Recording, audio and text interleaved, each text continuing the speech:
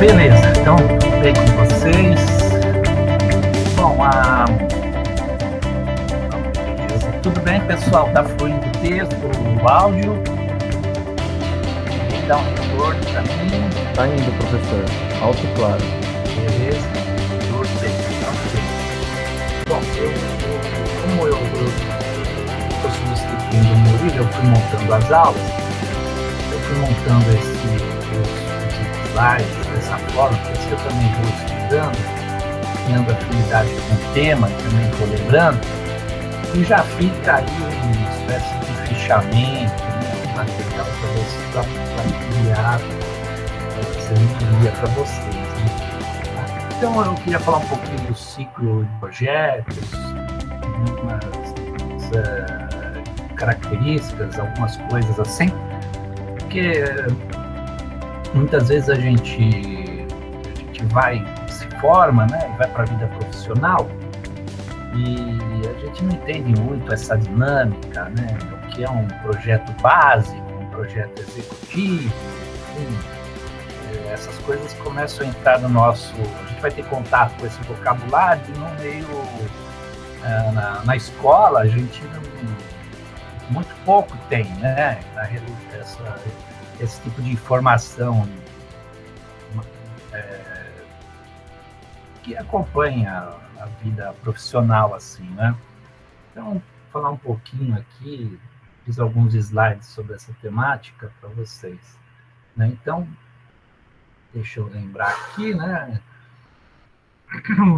Então, e a RIM, vocês viram, né, na nossa introdução, é um instrumento de gestão ambiental, né, que a gente aplica a projetos, empreendimentos e atividades, para a gente identificar e avaliar previamente os impactos, né, e antecipar soluções antes de implantá-los, né. Então, é bastante importante que vocês percebam o momento correto de que um estudo tem que ser feito. Quanto mais atrasado ele for feito, né, uma fase mais para frente, mais difícil vai se tornar, né, para a gente conseguir antecipar, avaliar, implantar. Muitas vezes já tem estruturas implantadas, né? Como é que você vai voltar para refazer certas coisas, né? Sabe que um bom exemplo disso, uma coisa que veio na minha cabeça, é sobre escada para peixes, né? Vocês já ouviram falar sobre escadas de peixes? Sabem o que é? Não, professor. Não. Então, bom, mas vocês entendem isso muito mais do que eu, né? Vocês sabem que já ouviram falar piracema, né? Que os peixes, tem muitos peixes que sobem os rios em direção às nascentes, águas mais oxigenadas, enfim, mais limpas, com propriedades diferentes, para poder fazer reprodução, né? Vocês me corrijam se eu estiver falando algum engano assim, né? E acontece que no meio do caminho são feitos barragens, barragens, diques, né? Então a gente tem até grandes empreendimentos, grandes barragens, e no final, o que acontece? Não foi pensado, principalmente as barragens mais antigas, né? Não foi pensado nesses peixes que precisam subir os rios, né? Então aí você causa um problema muito grande, né? Você separa populações, ou você pode diminuir as populações, porque esses peixes não estão chegando aonde deveriam chegar, né? E então depois vocês procuram na internet um pouco de informação, anota aí no caderninho, né? Escadas para peixes. Vocês vão ver que tem grandes estruturas, barragens, que não contemplam isso, né?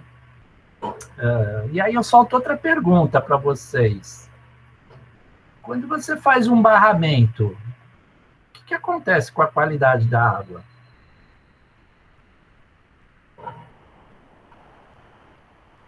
Vocês já pararam para pensar que aquele rio que fluía com a sua dinâmica, né? Ele serviu ali ele é o suporte para todo um sistema, ecossistema, né?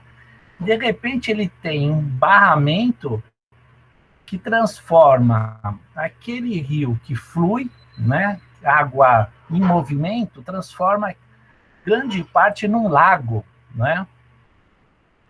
Já percebeu que a dinâmica de um lago é totalmente diferente, né? Um lago, dependendo da profundidade, ele é estratificado, tem variação de oxigênio dissolvido, turbidez, né? Enfim, você cria zonas mais oxidantes, zonas mais redutoras, diferenças de pH, você cria estratificações dentro de um lago, né? Então, bastante interessante sobre isso. O que acontece quando a gente cria um barramento, um grande barramento, né? Então, fica aí também no caderninho para vocês avaliarem o que pode acontecer como impactos ambientais de uma barragem, de um grande barramento, né? Já falei 2, né? Mas é bastante interessante a gente pensar nisso tudo, né? Então, a gente precisa aprender a ver esses impactos todos, né? A gente tem que ir do macro e afunilando, né? Indo para o micro, né? Então, começar desde um âmbito regional, né? E detalhando, né? Até o microcosmo ali, para a gente entender todo o processo, toda a cadeia. Ok, vamos ver. Deixa eu pegar aqui um pouquinho. Bom, um projeto, né? É uma palavra de ampla utilização nos ambientes de negócios, né? E pode significar qualquer conjunto de atividades com objetivos específicos, né? Não só no ambiente de negócios, né? Aqui está bastante assim pontual, mas vocês estão fazendo um TCC, né? O TCC é um projeto, né? É um projeto, e vocês têm um objetivo específico ali, né? Com isso. Para alguns é obter o diploma, outros é chutar no gol de qualquer jeito, né? E passar. Outros aprender um pouco mais. Outros são os 3, né? Enfim, então TCC é um projeto, né? Então, veja, é um conjunto de informações articuladas, né? Para a gente tomar decisões, né? Resultantes aí dessas decisões, né? Daquilo, vocês decidiram fazer um TCC sobre algo, né? Então, agora vocês vão ter que articular uma série de informações, né? E aí vocês criam seus objetivos e no final vocês têm que obter uma conclusão, né? Aquela sua conclusão, ela tem que estar de acordo com o seu objetivo inicial, né? Então, a gente, quando participa de bancas, né, a gente recebe um trabalho, né? Eu, pelo menos, tenho esse hábito e creio que muitos professores têm. A gente lê os objetivos, né, os objetivos principais, os objetivos específicos, né? E depois, para efeito de início da avaliação, eu vou lá dar uma lida nas considerações finais, nas conclusões, ainda sem eu ter lido todo o recheio, né? Para eu ver se tem uma clareza de respostas e se existe um link mesmo, né? Então, é bastante interessante para vocês, quando já no processo de escrever, de interpretar, e tomarem esses cuidados todos, né? Muitas vezes a gente pega as conclusões e, no meio do caminho, o aluno, o profissional, se dispersou, ele não se ateve ao objetivo, né? Então, deixa eu ver. Então, objetivo específico, tem um tempo finito, né? E vai algum recurso destinado à sua realização, né? Então, o objetivo, vocês têm o trabalho, vocês têm um tempo finito, claro que vocês vão vão começar o trabalho ou terminá-lo aos 40 minutos do segundo tempo, né? Aquela apreensão toda, aquilo tudo, né? E vai um montante de recursos, né? Vocês podem não estar colocando dinheiro para, às vezes, fazer coisas, mas existe o tempo, né, que é colocado lá. E vocês sabem que o tempo é o bem mais precioso que nós temos, né? Então, existe o tempo, né? Muita energia colocada ali, não é? Para desenvolvimento de um projeto, tá?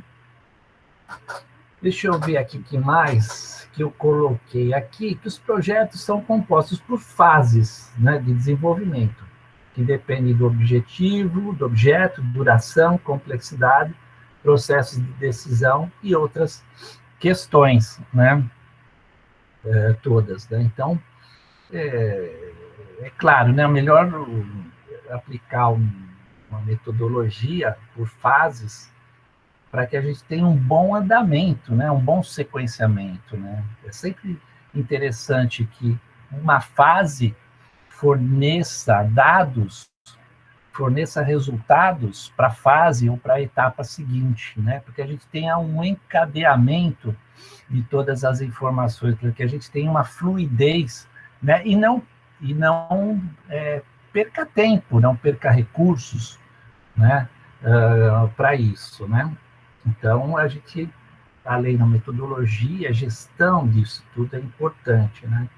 E pode ser dividido em fases, por exemplo, a concepção do projeto, quando são definidos os objetivos, se ele é viável tecnicamente, né? Um projeto viável, né? E olha, a viabilidade, ela é econômica, né? E ambiental, né? Então, hoje, os projetos de excelência são econômicos e ambientais, né? E sociais, né? Então, vocês veem como a coisa vai avançando, né? A gente vai quebrando paradigmas, né? E modificando, incrementando todos os nossos conceitos, né? E interessante, né? Uma coisa interessante que são avaliação de alternativas, né? Então, lá na introdução a gente falou de instrumentos, ferramentas de previsão, de previsões, de aplicações, criação de diversos cenários, né? Então, hoje, com o evento da computação, a gente tem muita, assim, ferramenta para a gente avaliar alternativas. É aquilo que a gente falou na primeira aula, né? A gente já tem um nível tecnológico de conhecimento, poxa, que não permite mais, né, distorções, desvios que a gente vê por aí, né, essas coisas. O que falta, né, às vezes, para que a coisa seja implantada e feita, né, às vezes é uma condição muito mais moral do que financeira, né, quer dizer, é uma coisa de quebrar uma opinião formada, quebrar paradigmas, né? Porque a gente hoje tem embasamento técnico, científico, né, para isso. Vocês veem a própria... A gente está tendo esse ano diferente por conta do Covid, né? Mas veja bem, a gente tem uma tecnologia tal que, pelo que se diz, o ano que vem a gente vai ter alguma vacina, mais de uma opção de vacina, né? Então é porque a tecnologia vem, a gente domina muita coisa hoje, né? Muita coisa. Então a gente está num nível aqui, creio eu, de conhecimento, a nossa civilização, para não se permitir a muitas coisas, né? O que falta para a gente avançar? Essa é a grande pergunta, né? Acho que um pouco de respeito, moral, essas coisas, não entender, né? Aqui, olha, detalhamento de alternativas, né? Então, uma vez viável, né? Cada alternativa tem um detalhamento, né? Essas coisas sejam colocadas em matrizes, sejam comparadas, né? Depois a implantação dessa alternativa, que é a colocação em marcha, né? Diz colocação em marcha, colocação em operação, isso tudo, das operações normais, né? E eu colocaria mais aqui, né? Eu acho que depois eu vou preencher, né?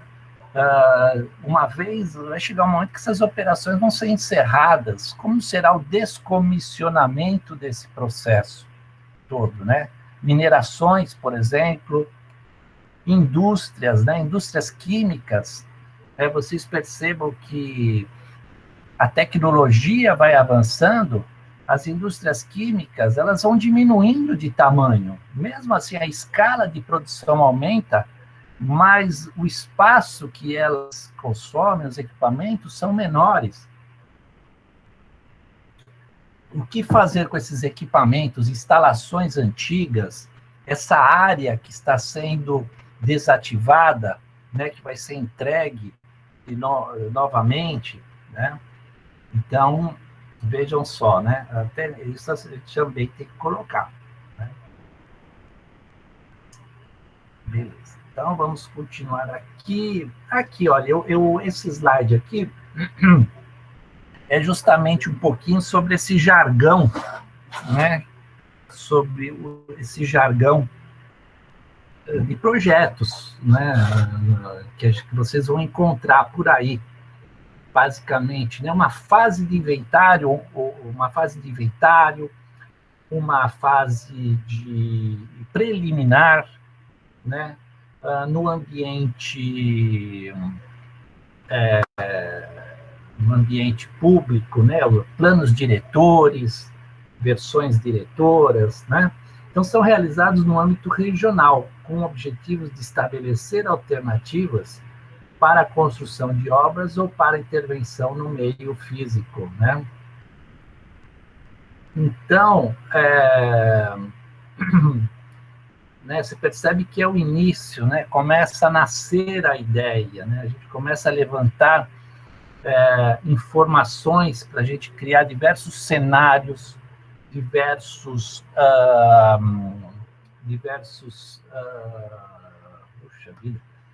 cenários, diversas alternativas. Então, a gente vai trabalhar em escala regional, né? Em escala regional.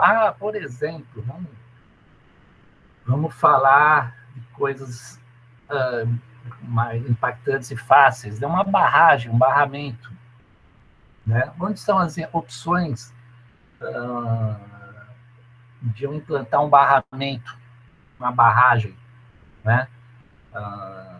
Enfim, né? Eu tenho uma calha de um rio, que lugar, que região, né? Quais são os gradientes hidráulicos que eu vou ter, energia potencial, enfim, a questão de questões geotécnicas, né? Questões de área que vai ser alagada, qual é o tamanho do impacto nisso, enfim, distribuição espacial. Então, né, aquilo está no campo das ideias, e a gente está começando a levantar informações em escala regional para a gente começar a pensar e estabelecer as alternativas, né, para essa intervenção toda. Depois, a coisa cresce um pouquinho, que é a fase de viabilidade, né? Então, eu escrevi aqui também chamado de anteprojeto, né? O objetivo é verificar a possibilidade de desenvolver uma alternativa de execução do empreendimento, que seja viável técnica, economicamente, e aqui está faltando a palavrinha ambientalmente, né? Já achei duas coisas aqui que eu não deveria me permitir, que eu preciso corrigir, né? Percebe que ainda não há um compromisso com a solução final, né? A gente precisa de algumas definições ainda, né? Então, eu preciso bater o martelo ainda. Então, eu já vou pegando aquelas alternativas, aqueles que foram colocadas no cenário regional, né? E eu vou dar uma funilada ali, eu vou começar a buscar mais informações, mais filtros, né? Mais filtros para que a gente veja qual seja o melhor cenário, né? Que seja, que possa, dentro desse tripé, né? Técnico, economicamente e ambientalmente, né? Ok? Deixa eu ver uma coisa aqui. Acho que é isso aí, né? Então, os trabalhos de campo, eles ainda são incipientes, tá? Mas a gente já começa a obter dados ali que são importantes, tá? Mas não são ainda tão intensos, a gente ainda não começa a detalhar isso. Isso vai começar depois com o projeto básico, né? Então, o objetivo principal é a preparação de documentos que permitam estabelecer o cronograma de execução, olha só o tempo, né? Tempo, distribuição de recursos, né? Ao longo das diversas fases que foram criadas, né, para esse projeto todo, né? Então, definir custos, contratações, né? Então, há, portanto, a necessidade de selecionar a alternativa mais indicada, né? Então, aqui, daquele cenário todo, foi colocado aqueles filtros, agora a gente vai olhar no cenário selecionado, né? Selecionado. Então, é importante a gente perceber que já tem fases, a gente já tem cronogramas de desembolso, de custos, fases de contratação, existe um encadeamento. Quem começa primeiro? Né? Quem, depois da implantação de tal obra, o que vem? Né? Porque tem elementos que dependem de outros, né? Sucessivamente. Né? E aí a fase de projeto executivo, muitas vezes desenvolvido com a fase construtiva da obra, né? Então, o projeto executivo é o detalhamento, né? Então, são aquelas plantas, e os projetos já vêm naquelas plantas, com todas as medidas, tudo detalhadinho, tudo minuciosamente já descrito. Então, ali vai o profissional, pega aquilo e já executa no campo, enfim, é a parte de realização mesmo ali, né? Existe uma fase aqui que eu não coloquei, que a gente chama de as-built, que é o como feito. Então, a gente desenvolve um projeto, você implanta o projeto, né? E, às vezes, em campo, né, a gente encontra desafios, coisas que, às vezes, não estavam programadas, que não foi identificado nos projetos básicos e de detalhe. Então, você precisa fazer modificações. Então, essas coisas a gente chama como as-built, né? Então, são anexos que são colocados nos projetos, tá? Então, eu não coloquei aqui, mas são coisas que fazem parte. Deixa eu ver aqui, tinha alguma coisa para chamar a atenção, mas tudo bem. Então, tudo bem. Tá tudo bem, pessoal? Tá fluindo o áudio? Me dá algum retorno, alguém aí? Alô, alô? Tá fluindo? Oi, professor, poderia repetir, por favor? Eu estava fora. Tá fluindo o áudio? Tá quebrando? Tá Sim. fluindo? Tá normal, professor, tá indo bem. Tá normal. Tá bom, então. Tá. Tô gravando aqui, então tá funcionando tudo direitinho aí. Então, vamos lá, pessoal. Aqui, eu queria chamar a atenção de vocês agora, que é o seguinte: quanto mais cedo um estudo ambiental for feito, mais fácil será a introdução de modificações que reduzam ou eliminem os impactos ambientais negativos previamente estudados, né? Então, é importante que o IARIMA seja feito o mais cedo possível, né? Aquele exemplo da escada dos peixes, né? Você vê, hoje a gente já tem um conhecimento disso, né? Então, isso tem que ser enxergado, tem que ser visualizado o mais rápido possível para que seja implantado nos projetos, para que depois não seja feito como acaba acontecendo, né? Quando chega a época da Piracema, o administrador do barramento tem que ficar pescando peixes a jusante do barramento e depois tem que levar os peixes a montante do barramento para que eles continuem a jornada deles, né? Então, existem vários barramentos no mundo em que os administradores, os governos têm que fazer isso, ficar pegando os peixes que ficam parados a jusante e levá-los a montante para que eles continuem, né? Para que não haja um decréscimo da população, né? Então, eu pus desse modo, né, o estudo de impacto ambiental é um instrumento para prever e avaliar os impactos de um projeto sobre o meio ambiente físico, biótico e social, e identificar alternativas com o objetivo de evitar os impactos negativos antes de implementar o projeto. Né? Olha só, então, tripé ali, né? Físico, biótico e social aparece aqui, né? Então, eu fiz esse slide aqui, né, que é justamente um exemplo, né? Olha, um EARIMA, ele pode ser colocado em qualquer momento do desenvolver do ciclo de vida desse projeto. Aqui a gente tem a concepção, desenvolvimento, implantação e operação, né? Se ele não foi feito, em algum momento ele tem que ser feito, né? Mas quanto mais tardiamente ele for feito, o ônus, né, será maior, né? Às vezes não vai se conseguir fazer mitigações, minimizações de impactos, né?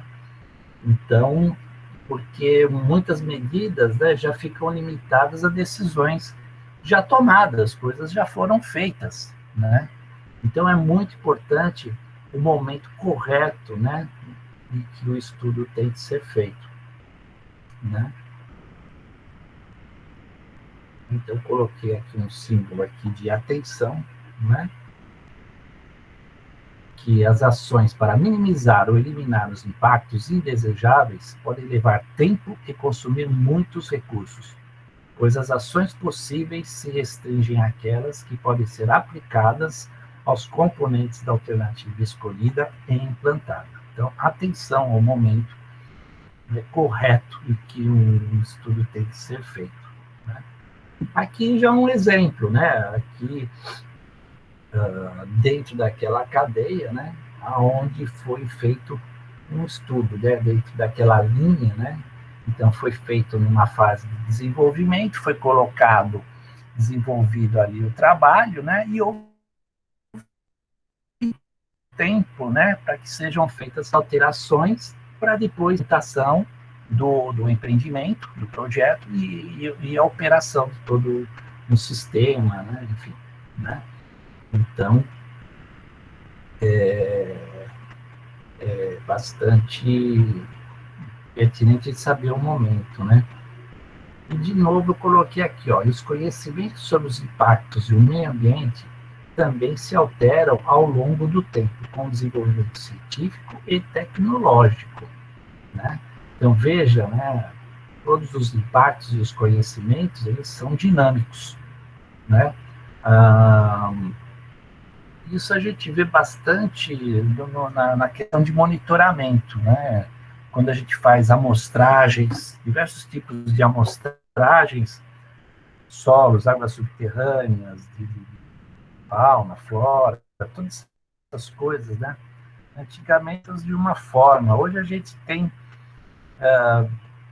vários outros métodos, metodologias, né? Que são muito mais, que tornam a amostra, né, muito mais representativa do meio, né? Então, sempre a gente está de olho no tempo, né, no desenvolvimento científico e tecnológico, nos equipamentos, instrumentos, né, que vão aparecendo, né? Então, é bem legal isso daí. Hoje, tem muita coisa interessante, né? Aqui, basicamente, eu coloquei aqui um ciclo aqui.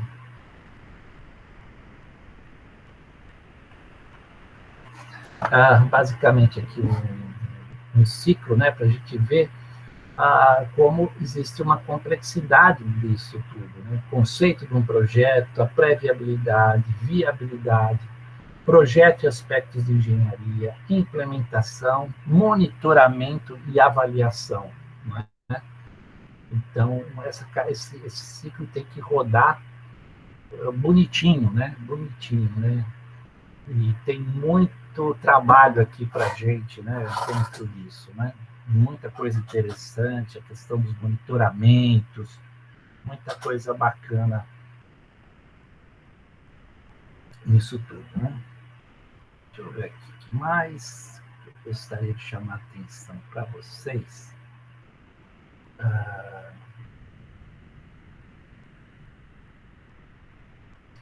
Aqui, olha, estou lembrando aqui, né? Algumas características que o EIA-RIMA deve levar em conta, né? Então, avaliar, identificar previamente os impactos, olha, meio físico, biológico e social, né? Então a gente tem aqui para cada área dessa, para cada área dessa, para cada especialidade, profissionais, né? Então normalmente biologia você tem um de fauna, tem um de flora, né? Trabalhando nesses projetos. Enfim, então, essa característica importante, né? Estudar as alternativas dos diferentes componentes do empreendimento, desenvolver medidas para a gente agir sobre as fontes dos impactos ambientais e sobre os próprios impactos, né? Então, às vezes, aquele impacto vai acontecer. O que a gente pode fazer, propor, né? Para a gente atuar sobre as fontes desse impacto, né, para minimizar, mitigar os impactos todos, né. Você percebe que a gente já tenta antever os problemas, muitas vezes a gente precisa conhecer os equipamentos ou toda aquela estrutura que vai ser implantada, né. Percebe como a gente precisa ser um caldeirão de informações, né, a gente conhecer um pouco de tudo, de várias áreas, mesmo sendo projetos multidisciplinares, a gente precisa enxergar, né, conhecer outras disciplinas, né, também, para que a gente possa conversar, possa atuar, né, sobre todos os aspectos e impactos. Desenvolver medidas para monitoramento, né, isso é importante. Onde eu vou monitorar, como eu vou monitorar, né? Então, implantar as redes de monitoramento, estações de monitoramento, o que eu vou monitorar, o que eu vou usar para monitorar, né? Quais são os indicadores ambientais que eu preciso, né, para que eu consiga enxergar o que está acontecendo. Então, estabelecer indicadores ambientais é muito importante, né? Desenvolver planos, né, de compensação e mitigação, né? Então, bem interessante esse slide aqui, né, sobre esses 5 quesitos, características aqui, né? Então, a gente já entrou aqui duas coisas para a gente começar a pensar, né, indicadores ambientais, né, como monitorar, o que monitorar, né, como eu vou compensar, como eu vou mitigar, né?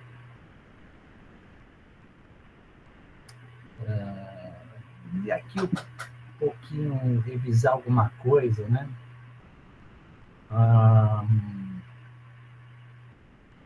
A gente percebe aqui, né, nesse slide aqui, que não há como negar que um vazamento de óleo é um impacto ambiental, né? A gente vê essas imagens que correm por aí, né?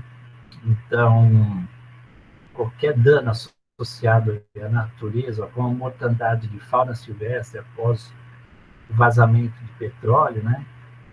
São impactos, né? Percebe? Só que isso tem impactos que a gente enxerga, né? Tem outros impactos que a gente não são tão visíveis, né? E eles são eles são silenciosos também, né?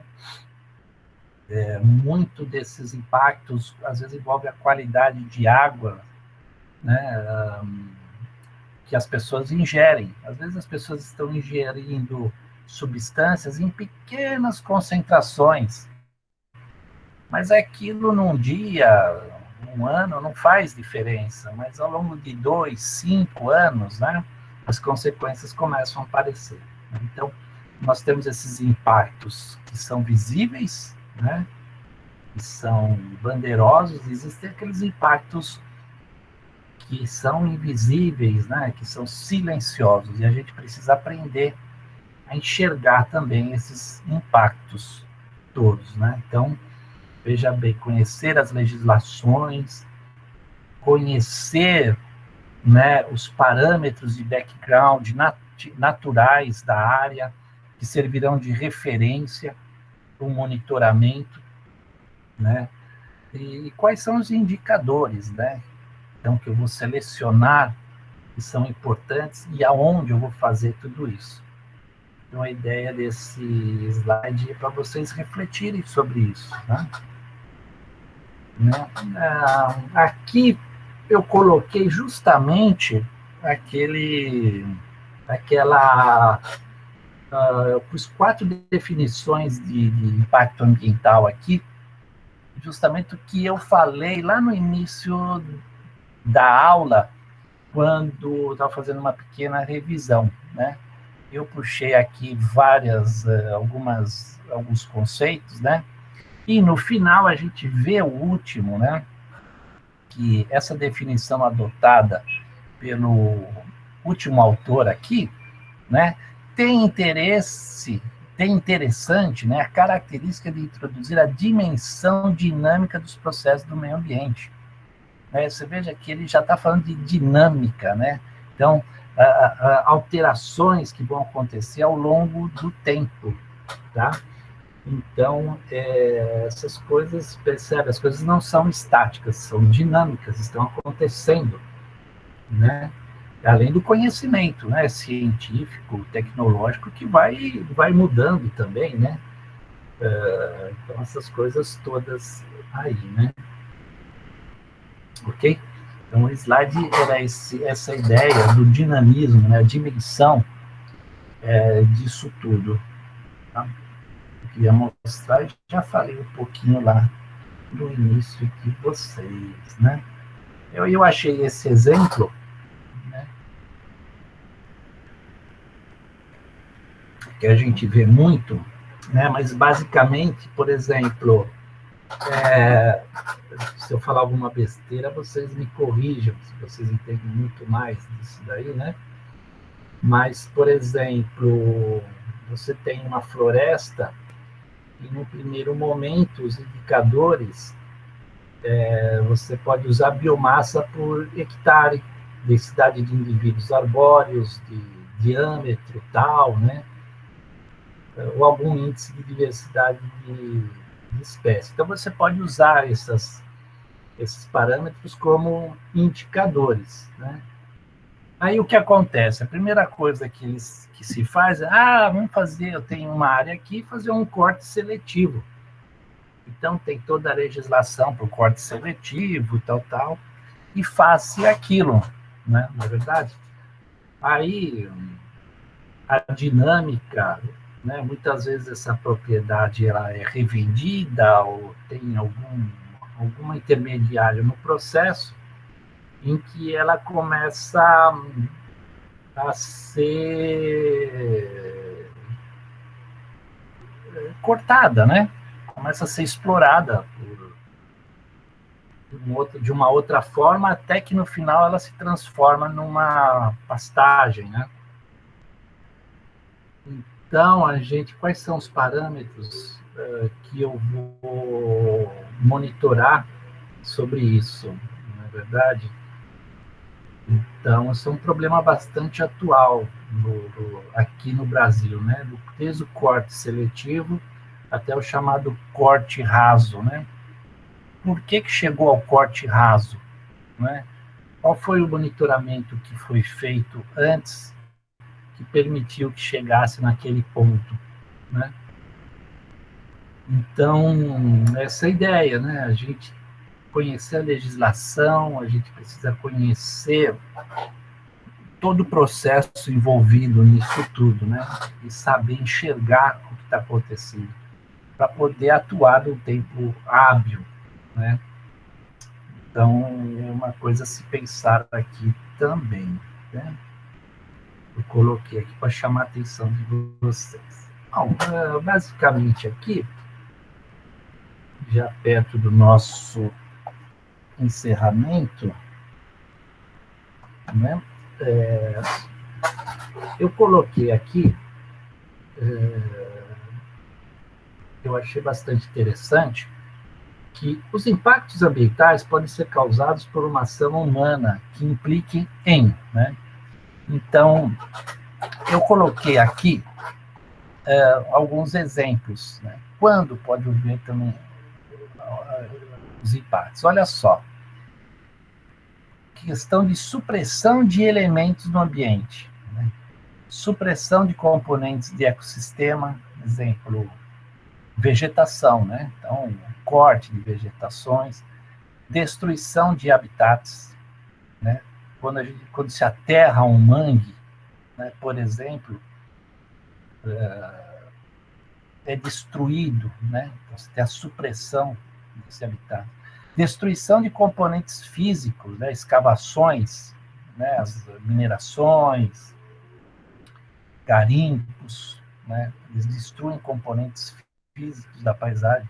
Supressão de elementos significativos do ambiente construtivo, supressões e referências físicas à memória, né? Então, às vezes não se preserva nem a memória do local, né? Muito comum isso, né? E aquilo é uma referência para uma comunidade, uma população, né? E é simplesmente suprimido aquilo, né? Supressão de elementos valorizados, né? Do ambiente, né? Paisagens notáveis, aquelas cavernas, aqueles pórticos, né? Os caras, a indústria cimenteira não quer saber de caverna, né? Não enxergam aquilo como um patrimônio, né? Então, fazem de tudo para suprimir, para passar em cima dessas coisas, né? Olha, inserção de elementos do ambiente, né? Nossa, introdução de uma espécie exótica. Isso é bastante comum, né? A gente vê muitas espécies aí que chegaram até aqui por criadores ou vieram contrabandeadas ou vieram por acidente, né? E depois causam um problema bastante grande, né? Introdução de componentes construídos, as barragens, rodovias, essas obras lineares todas, né, como rodovias, áreas urbanizadas, né? Agora, a questão de sobrecarga, né, quando se introduz fatores de estresse, né?